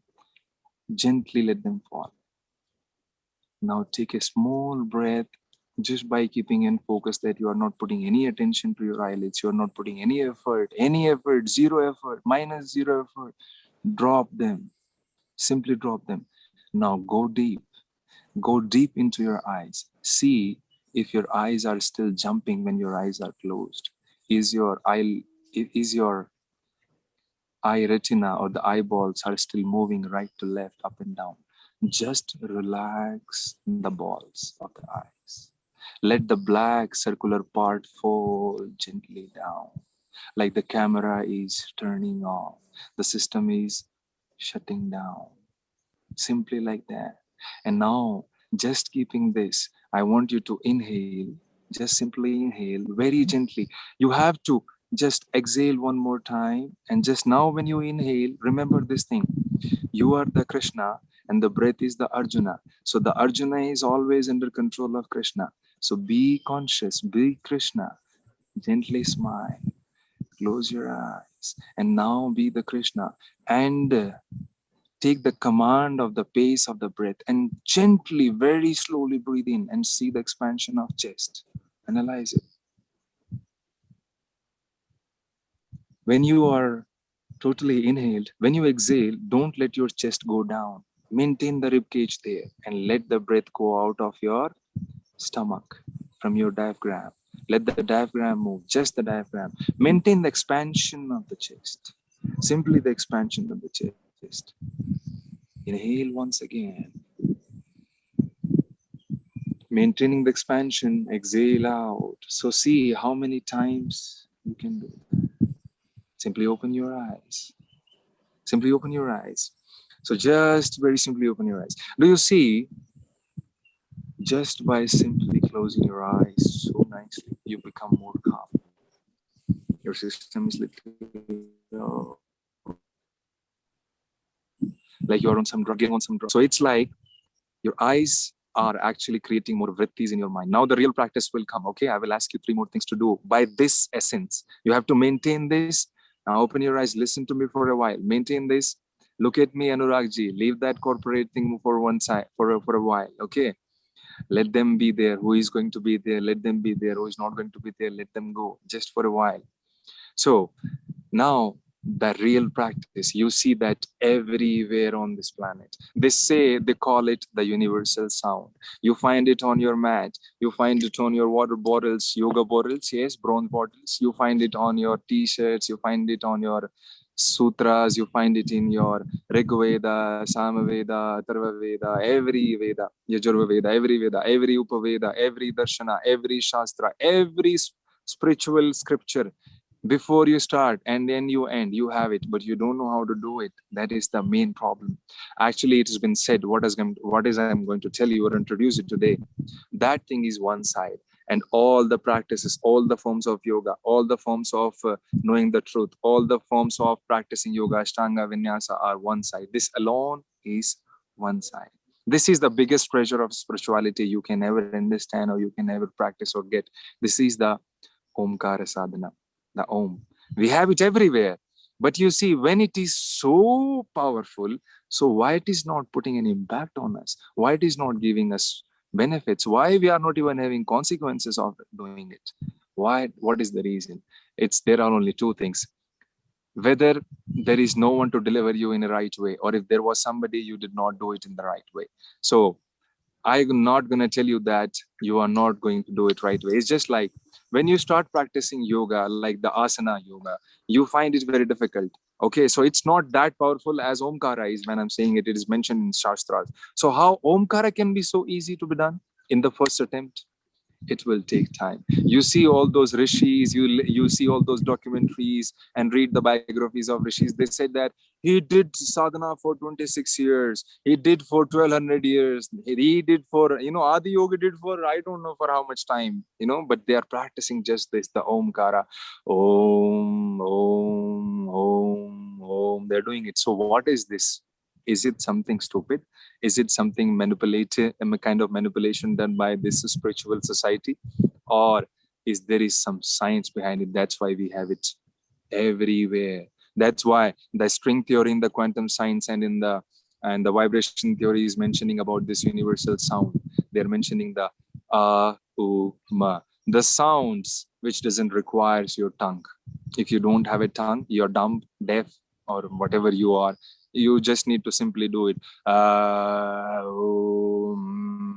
simply, but it should be done in some way. Alignment is always there everywhere. So one thing, let me divide your body parts into three parts. Okay, the head, the middle part, and the lower part. Which is the most important one? Tell me fast. Which is the most important one? You can sign it. You can just give me indication. Head. This is the yes. Head. Anuragji, Yes. legs or this? Head.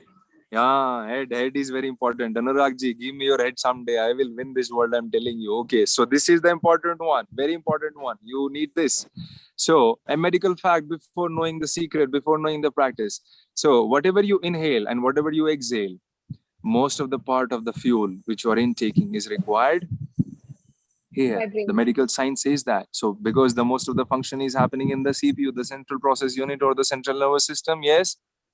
So you need to do something here first. Yes, if you see, the rishis are very intelligent. This sage, these ancient yogis are very intelligent. They know that there will be certain level of stupids in this further times and in generations. So they want to keep this secret away from them, because asura also there, devils are also there. If they get to know all the powers, they can do so many bad things in the world. So they gave it in a very nice way. They made everything inverse. Everything is totally reversed. So you see, when you chant, just simply chant with me now, once, unconsciously maybe, just simply say, No, like that. Listen to me once again. Not with the open mouth, with the narrow mouth. Just close your mouth, close your lips and say, Longer one. Keep your teeth away. Okay, experience is enough. Something is happening behind the nostrils, something is happening very, very mild. So the mild for years and years, do something with your cerebral fluid inside your brain. It actually nourishes the brain. It helps to divide the new cells inside the body. It helps the stem cells to divide very fast. So the more you contribute to the rule of the nature is what? One cell wants to get divided into two. So through vibrations, you are doing it in the head. Through stretches, you can do it in the body, but you cannot stretch the head now. You cannot do it. So the head is important one. So with the asanas, you stretch the body and makes your cells happy, make them feel more great, help them to divide from 1 to 2. By vibrations, you do it in the most important unit in the brain. So you see, makara is the last part. A, U, Ma, akara, ukara, makara, but works on the top. So it's inversed. You see like that. So what you have to do, what most people do, let me tell you how stupids are doing it.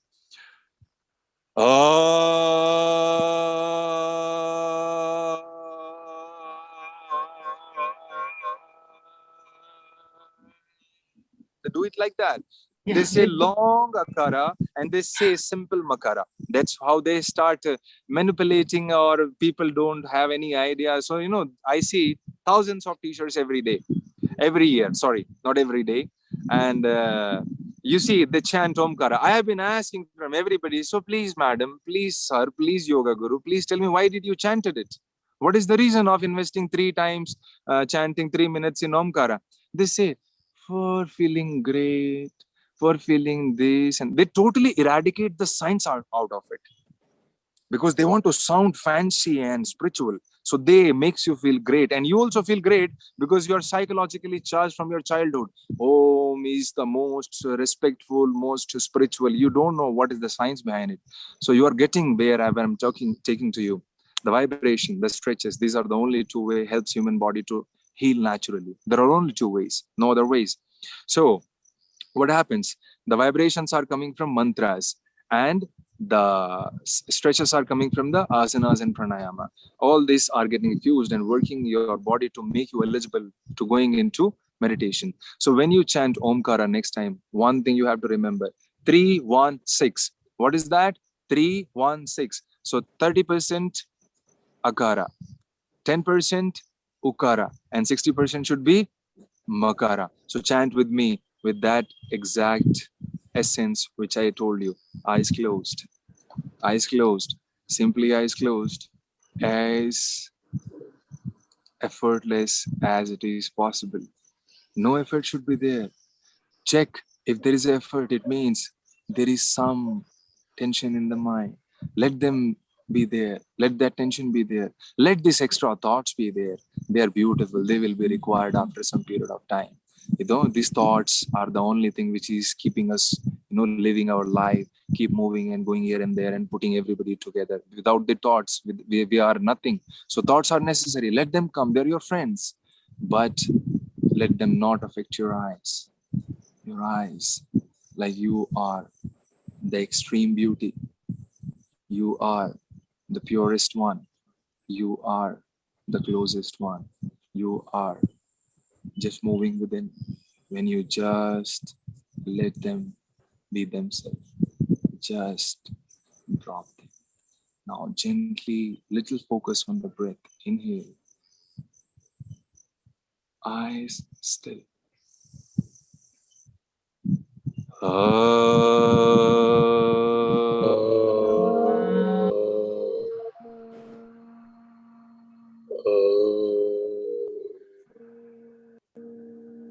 One more time. Try to extend the makara. Keep 30, 10, 6 in your mind. Inhale.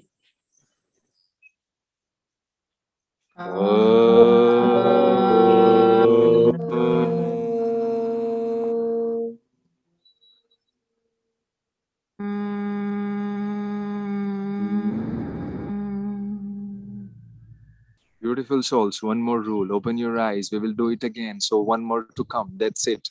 For further, we will do it some other day. But 3 mandatory rules you need to remember. First is working on the intercostals through pranayama and asana.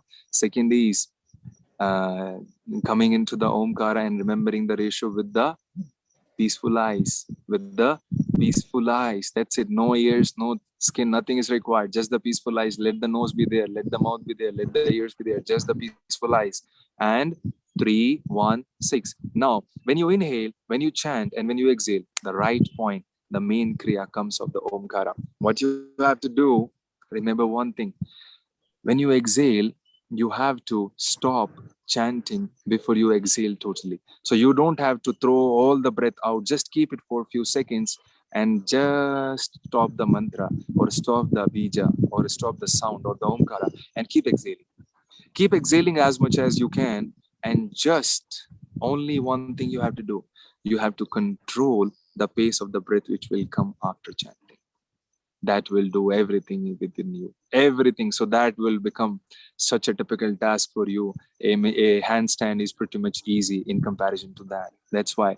And there are 11 such rules. You are getting introduced to the 2 rules of Omkara. If you apply all the 11 rules of Omkara, you sit anywhere in the chaotic world, in the busy streets, into the Himalayas, you chant with it 3 times, you are out. Your nervous system is shut down, like your digestive system requires a pause, like your cardiovascular system requires a pause, like your reproductive system. You cannot do sex regularly, you cannot eat regularly, you cannot do gym regularly. So while you're thinking regularly, shut it down. This is how it happens. So the central nervous system goes like boom, and you will not be able to understand what happens for a few seconds. But the difference, the time you will experience within, it will just drop open something within you. That's the pineal gland, substantia nigra, dimethyltryptamine, or dopamine, or the happy hormones, or everything you requires in life to keep yourself peaceful and active and creative. So with me, okay, I repeat the rules again. First rule, any mudra which is comfortable for you, though those are necessary, but we are not going on that specific minute things which doesn't matter that much. So first is that eyes gentle, be friends with them. Analyze whether your eyelids and the eyeballs, these black things, are calm. Then you start. Then you inhale properly and you exhale with the chant 3-1-6 ratio. Om. Ma, longer one, and you do it like a bell in the temple. So it oxygen is high and then comes down. Yes, Anuragji, we will start it now. Anuragji, 1 second. Now the second rule was, first rule is passionate, compassionate, kind with the eyes. Second is 3-1-6, and third is just keep exhaling, keep exhaling, keep exhaling, keep exhaling. After you feel like your breath is going out when you're chanting Makara, so stop and keep exhaling and just analyze how forcefully life will enter within you. You don't have to let it enter forcefully. Control the pace of the breath. Be the Krishna and control the Arjuna. So Arjuna is very powerful. He have got the abilities, but you are the Krishna. You have to guide him. Okay, guide your breath like Krishna. So the consciousness is Krishna and you are Krishna. Everybody have it. Be aware about it. Keep smiling. When the breath wants to get in with force, control it and try to inhale it like you are going to inhale the first breath. Try to inhale the second one like that, and then we see. Maybe then we can proceed further. Now, please, all of you, Bhairavi, Bhairav Mudra, Adi Mudra, Gyan Mudra, Chin Mudra, any mudra you like.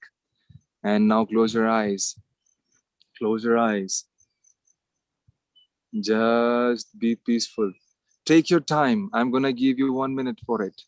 Just everybody, my brothers, my sister, my fathers, my mothers, everybody, my friends, whomsoever is listening me, please do not evaluate anything out of what I'm telling you right now. Just follow. Bodhik Vishleshan mat karo, buddhi ko mat lagao. Just practice it. Close your eyes. Drop the eyes like you don't have any control on them. As peaceful as possible.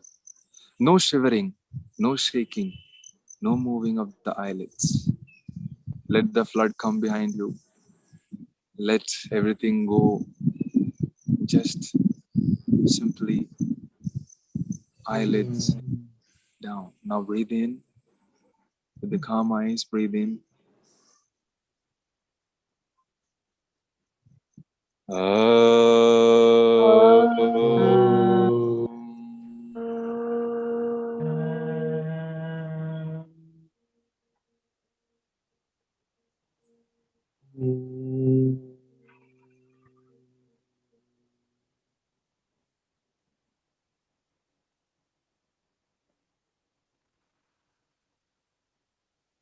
The second breath, the practice was that. Thank you so much. Thank you, Advait Yog Bhushan ji.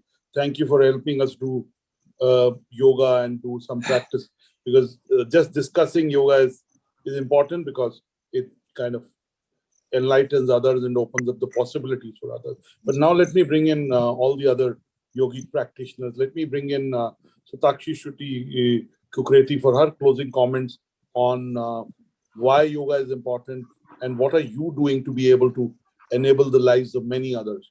Shruti Kukreti. Yes, sir. So basically, thank you, sir, for doing this whole thing. It's very good. Like, you just give me the more power now. Thank you. And for me, as sir said, that obviously yoga is all about breath. All about breath. Like I used to like do yoga, like, oh my God, yeah, I have to do yoga, Surya Namaskar 108 times and all that. But when you are entering into yoga and all that, at a certain point of time, when you start meditating, doing pranayama, you just कहते हैं अंदर से एक आवाज आती है, आत्मा की आवाज आती है.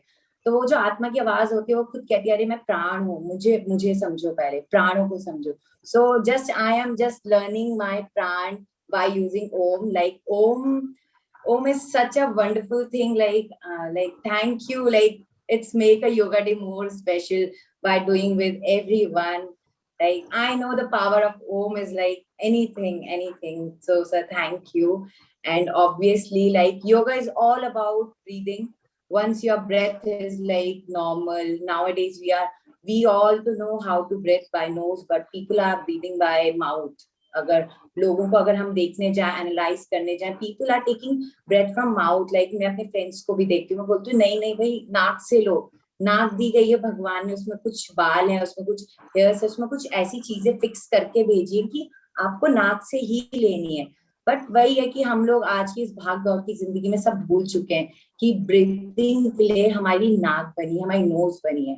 So it's very good. Like अगर हम सबसे पहले अपनी ब्रेथ में फोकस करें और फिर हम आसनास में जाएं, फिर हम प्राणायाम, फिर meditation. So it's just a journey. और मुझे बहुत कुछ अभी सीखना है और मैं पूरी जिंदगी इस चीज को सीखती रहूंगी. और just yoga is like a life style. मैं ये और इट्स अ मेडिसिन जो आपको रोज थोड़ी थोड़ी लेनी है, सुबह खाली पेट, रात में खाली पेट, और बस आपकी जिंदगी सवर. Thank you so much, Shruti, for your comment. Pooja ji, I know your Guruji is here, and I know first time I met him early last year, he told me about posture. This is the most important thing, is posture in the spine, and that's what Pooja started with. I'll come to Devi Mohan ji also and Miss Yadav also, but Pooja, your closing comments. I just want to say one thing, which is Guruji ने सब बता दिया. Thank you so much Guruji ये सत्संग के लिए. आपके साथ हर बार एक सेशन ऐसा लगता है I am learning new things and I'm mentally taking notes. कि आपने जैसे अभी example दिया of Krishna and Arjuna, that is a very good analogy. I'll be sharing that with me with my students. It's not an analogy. This is what Gita is about. yes. तो मुझे हठ योग प्रदीपिका का एक verse याद आ रहा है, which says like चलम चित्ते चले वाते चलम चित्तम निश्चले निश्चलम भवेत, which means कि when prana moves the chit moves, when the prana is stable the chit is stable. तो आपका पूरा जो आपने बताया है उसका I think संक्षिप्त यही है कि अगर हम अपनी प्राणा को स्टेबलाइज कर लेते हैं तो हम अपने माइंड को कंट्रोल कर सकते हैं. एंड सेम इज लाइक अगर प्राणा इज इरेटिक, हमारा ब्रेथ इरेटिक है तो हमारा माइंड भी इरेटिक रहेगा. So those were my closing comments. Anurag ji, I hope. I told you, Anurag, my students are better than me. I told you that. You were not That's fine. Thank you so much.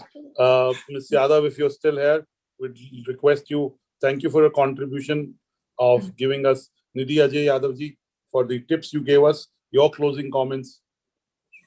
Sure. Anurag ji, the only thing I would like to say, I mean, so many great teachers have put in their perspective and practices. Nothing left to say, but just one thing I would like to say, that whichever practice you are going to choose, stay consistent with it. Stay disciplined Beautiful. with it. Consistency matters. Yes. And little bit growth every day adds up to a lot. Thank you for saying that. Correct. Very important rule, but sometimes we forget it. And thank you so much. And you really added value by being here. I think 90 minutes have passed without like me feeling tired, or, I could go on for another 90 minutes, but all of you are busy people, yoga day. So we'll let you go. But last but not the least, comments from Ms. Devi Mohan before we get Acharya Advait Yog Bhushan ji again and get him to close it. Devi Mohan ji, your closing comment, and hopefully we'll do a session which is one-on-one with you, where we can get the benefit of all the wisdom and the practices that you know. I'm grateful that today we didn't have the usual format, and that Acharya Advait Yoga Bhushanji gave this beautiful insight. It's beyond techniques. I feel whether we are able to feel and absorb, it's also part of where we carry that punya. You know, I see so many people engrossed in so many different seminars, techniques. You know, it's like they even put in their email ID, they put like this technique, that technique, like the whole list. And what did you really get out of it? You know, I totally resonate. I was really hit. It was difficult to open my eyes. I totally resonate with everything you said, because I remember when I learned the Kriya, when Monji Shevidas, the Babaji said, if you do just one breath up and down the spine with full concentration, that one breath is enough for your liberation. One is enough. Yes, exactly. It's not about quantity. It's about whether we can really, you know, rise up in that frequency and absorb, and, you know, but as you said, I've seen this flickering of the eyes. I also do energy work. I see people with entities, for example, people who are not alone at home, you know, the moment they close their eyes, it's all flickering. They're not able to control. So that one insight, when you look into somebody's eyes, and whether you see that calmness or it's all flickery and jittery, that already tells you where the person stands. There's a lot of inner work to be done to just be able to chant Omkara properly. So I really appreciate this today. Really made my day beautiful. It's a coincidence that this morning here in Slovenia, I was teaching children how to chant Alma. So the yoga session is just next to the Catholic Church. You know, it's I must say that the credit of the today's sessions, which we did it in such a hurry, is going to a lady woman I just got to know, and just because the place is so much charged by that woman here, and everything is becoming so much experiential. She's not maybe she's watching us and she's not in here with the team. I want to thank her for offering her beautiful energies to make you all experience what maybe you experienced with just one breath. Thank you so much. There's one question, you know, there are many questions, but I'll take this question and let you go. I'll ask Devi Mohanji, and anyone all of you can answer this question. This question from an attendee, and the attendee is asking how science can prove that weight loss is possible by meditation. How science? So I don't know the question is, but basically saying, can meditation lead to weight loss? I can answer it very well. Okay, let me know if the person is from India or is from out of India. Just let me know that. Okay, India. Okay, let me tell you. His name is Amarnath Reddy ji. Namaste. Thank you for asking this beautiful question. Let me answer you very nicely. So in India, you're blessed to be in India. First of all, let me tell you here, mothers, what they say. In West culture, people don't say that. People have a little different kind of language, you know. But in India, we don't learn meditation, you know, from schools or from anywhere. We start learning it from the very childhood, from the age of 3. When your mother say, "Dhyan se chalo, dhyan se khao, dhyan se cycle chalao, dhyan se padhai karo," what does that mean? Everything. They are writing everything dhyana. They are not saying ki concentrate and then study. They're not saying focus and then do bicycling. They simply say dhyan se. So if you do dhyan se asan, that is how the weight loss will happen. Simply, if you do unconscious asanas, it means you're doing some cardio or maybe some PT or some anything, whatever you want to, nothing is going to happen, or maybe something will happen with something consequential also. But when you do asanas with meditativeness, asanas in meditation, that means you are going to shed whatever you want to shed out of your body, no matter. And as Devi ji, Mohanji mentioned one great thing, you have to do just nothing in your life. Do one thing, drop just the tamasic and rajasic thing. Be sattvic for a time. Just go maybe on intermittent fasting, go on a little fasting, dry fasting, monofruitarian or fruitarian diet, go to a dietitian, get yourself diagnosed well, and start it for a while.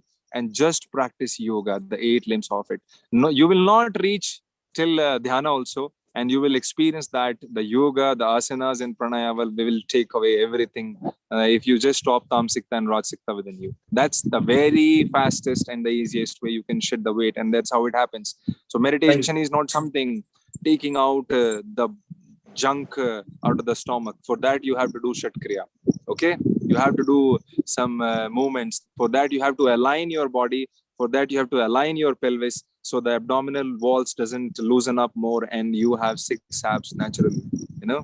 Thank you That's so how much. it happens. Thank you, Bhushanji. There's one more question from Ajay Sharma ji, is that, and he's asking it specifically to you.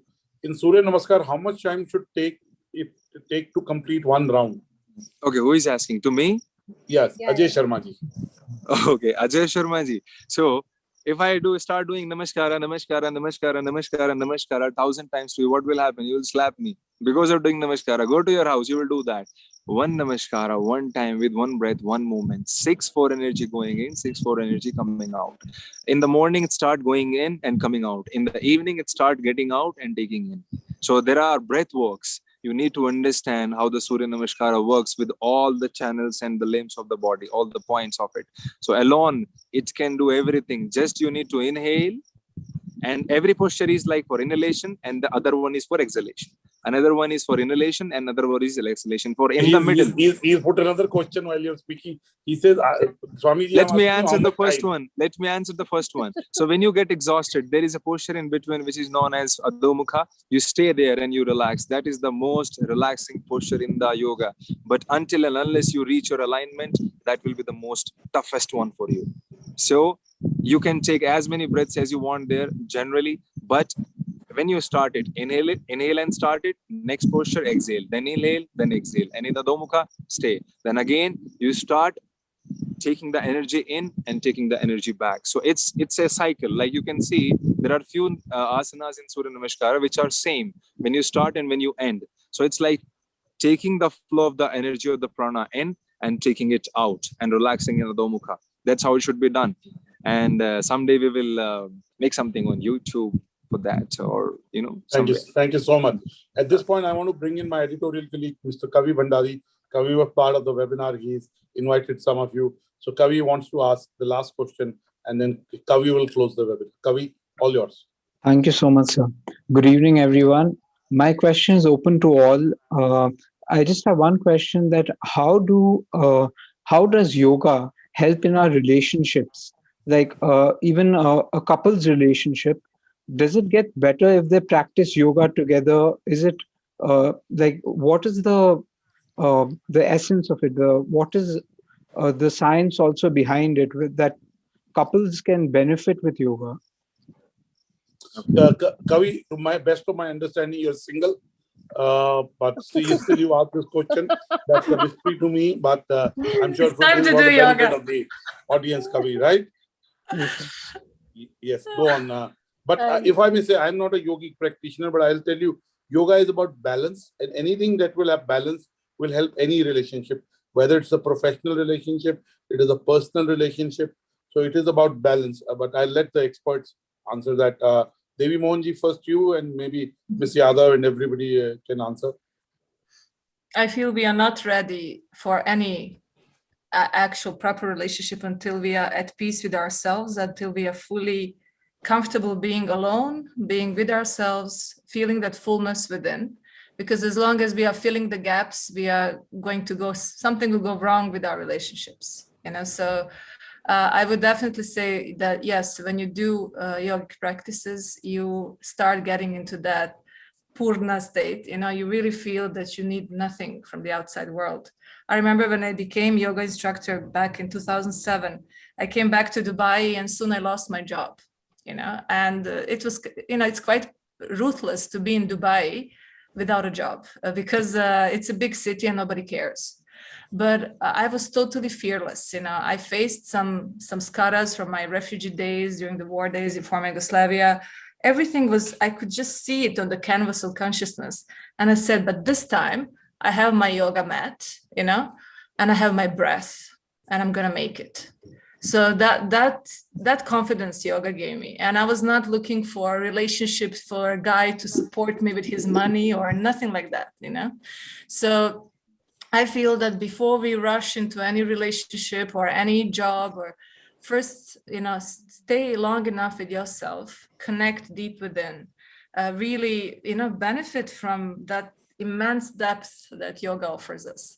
And then consciously make your choices, you know? So once the frequency rises, we similar attract similar in the spiritual world. So we will attract the partner who will be the right for us, and the partner who will actually complement our spiritual awakening. That's the most important thing.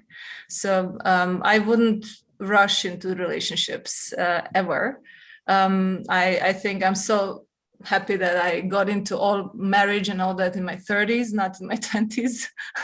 So I don't think I'm late with anything, you know, and I'm just very grateful. I see so many people who are emotionally divorced and they're together just because, you know, it's comfortable, or just because the parents will not agree.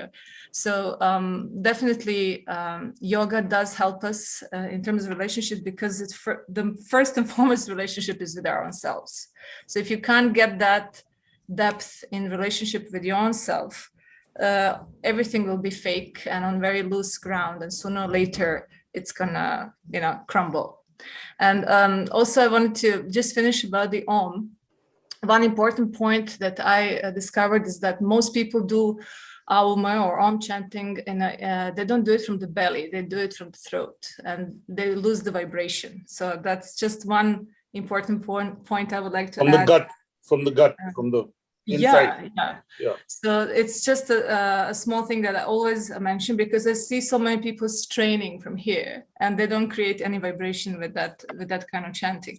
And I want to mention today, when we did the chanting at the end of the yoga session at the school, most of these kids did it for the first time, and it was really an honor for me to be in a position to teach them.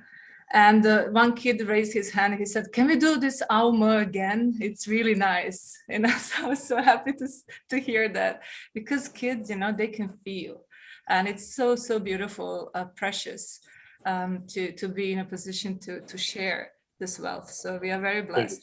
Thank you. Thank you so much. Thank you. I think Kavi, she's answered your question. Yes. Final word to Ajay Advait Yoga ji, if you'd like to say, or Miss Yadav, and then we'll close it. Simple way, as supporting Nidhi here, being kind to self is very necessary, very necessary, that you are kind to yourself. And about relationship, I want to answer it in both the ways. For those who are actually looking for the relationship, and for the one who are actually into lust and they are not looking for relationship but something else. So for both of them, we have solutions. So first, the one who wants to go into relationship, they need to understand relationships run on one thing. It is love. And for love, you need to keep one thing in your mind. It is not subjected to any sense. Love is never ever subjected to any sense. It has nothing to do with your eyes, nose, and your genitals, nothing. So it's beyond that. Even if some people are thinking that sex is such an important thing, because I know where this question is coming from, Kaviji, okay? So when people are thinking, so the most stressful moment for a woman and the most stressful moment for a man. I remember a very secret talk we had with Anuragji also, when we met first day in the speaker house in the parliament. So I want to tell something about that. I'm not gonna disclose everything, Anuragji, okay? But it was a great question. Only a brilliant man, only a man who has set himself free can come up with such questions. And Anuragji is one of them. He's young from the heart. That's why he can ask such questions. So I want to answer. Those who are even lusty, I'm telling them, nothing on this planet can annoy you and stress you than sex. If you are incapable of being there with your partner, you will be so much stressed in your life. You will not be able to just pass 3 days with that specific person who is not satisfied reproductively, sexually with you. So for that, you also need to start doing yoga. It enhances your reproductive system. Okay, that's how I close my sessions. Thank you so much. Just take care of yourself. Do not be lusty. If you want to be lusty, then practice yoga for a time. After a period of time, when you will keep practicing yoga, consistency will be there. You will understand that love is not subjected to sense, because then you can only understand this, as Osho said, sambhog se samadhi, when you will do it nicely. If you don't do it nicely, the sex is also not happening well. It means you are not doing it, you are having it, and you are not even having it. So you can never set yourself free from your senses. So even doing it is necessary well. So for that also, you need to let your groin open up, let your fallopian tubes align, let the oxytocin fall, let the testosterone, balance within you. So then you can be with your partner nicely. Your partners can be, nicely with you. Then you can understand after a period of time, after having too much sex, as people are too much tamasic nowadays, that it is not subjected to sense. When you will do it successfully, nicely for so many days, you will understand we have this love between both of us, not because of bodies, it's because of something else. Did you get it nicely, Kaviji? Yes. Thank you so Okay. much. So for becoming Tarzan also, you need to do yoga. Okay. Okay, Anurag ji, namaste. Thank you so much Thank for you, everybody everyone. joining. I am sorry if I'm little blunt and wild with my language. Avoid it, please. I'm in Himalayas. Can't control it. Okay. No, on the contrary, I Thank think you. there's so Thank much you. of hypocrisy about sex, and it should be like Let them do it. Let them keep doing spoken it. head People on. need subjects to talk. They Yes. need to have something in their life. Okay. Okay, Mohanji. Okay, so beautiful to have all these beautiful people with such beautiful smiles, and Kaviji is having not hairs like me, but still, thank you, Kaviji, and thank you, Nurag ji. Thank you so much again. Thank you so much. Thank you so much. Namaste, Guruji. Thank you. Namaste, namaste. I think this meeting Hare- will end with the conclusion. Kavi joined at the end of the session, and he brought the topic of sex, and with sex we finished our International Yoga Day. Awesome. It is Awesome, necessary Guruji. because the youth need to understand it. If they can't do it well, they will never understand it is not subjected to the sense.